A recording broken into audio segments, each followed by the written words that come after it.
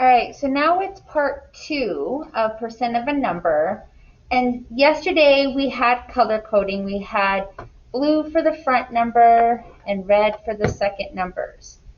But today we're going to take away the color. But it's okay, it should still be pretty easy. Remember here, we're going to have our part on top over our total, and these are just numbers. And then our percent and 100 go in the second ratio.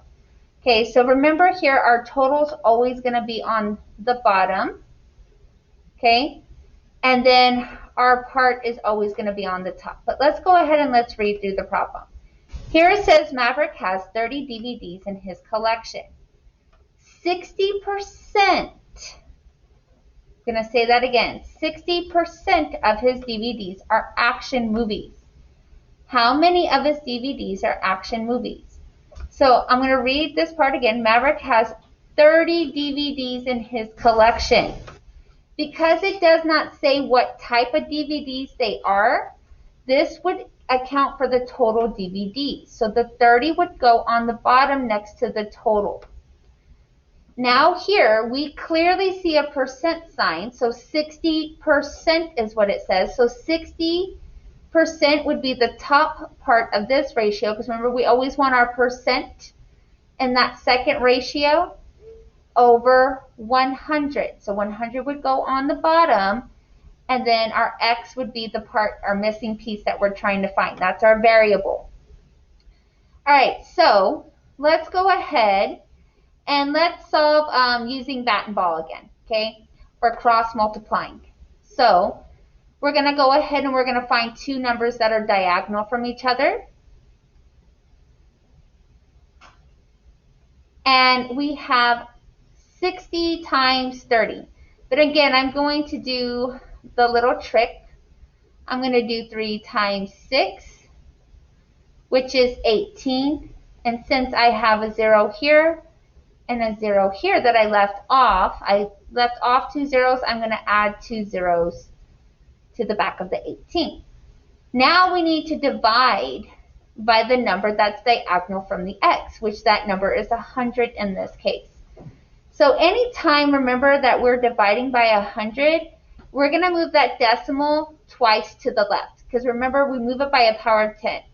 So the first 0 would be 10, the second place would be 100, right?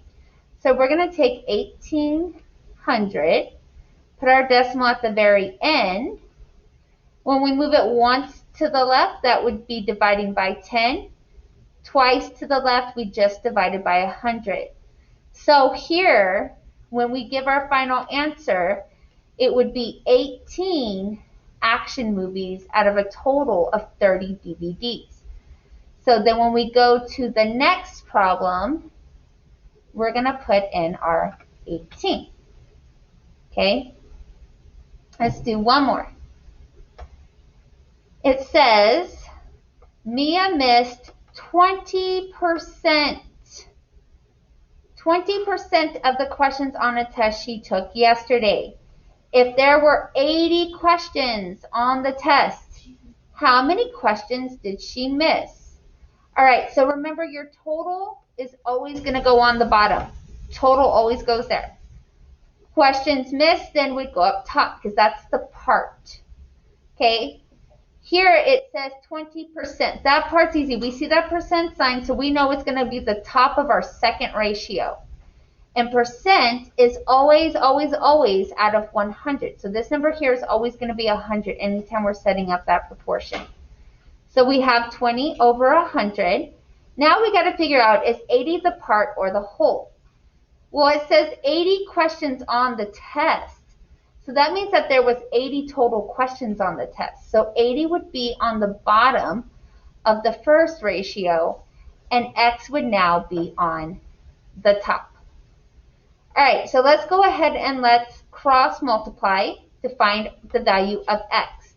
So remember, we're going to multiply where we see two numbers diagonal from each other. So we're going to multiply 20 times 80. So what I'm really going to do is I'm going to do 2 times 8, which is 16. And since I took away 2 zeros. I'm now going to put 2 zeros back onto my answer. All right, now that I have 1,600, I need to divide my answer by 100.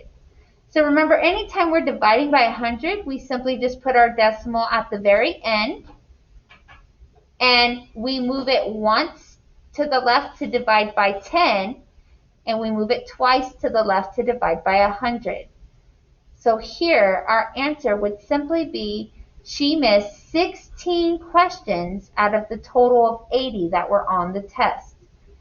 So now we would come over here to 9 and put in 16 as our final answer.